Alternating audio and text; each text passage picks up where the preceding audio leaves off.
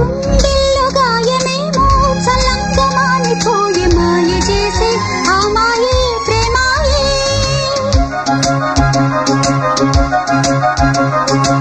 ఎంత గాయమైన గానీ నానేనికేమి కాదు పువ్వు సోకి నీ సోకు కందేనే.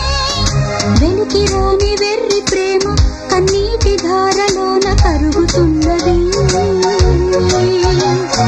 నాదు శోకమోపలేక నీ గుండె బాధపడితే తాళనన్నది.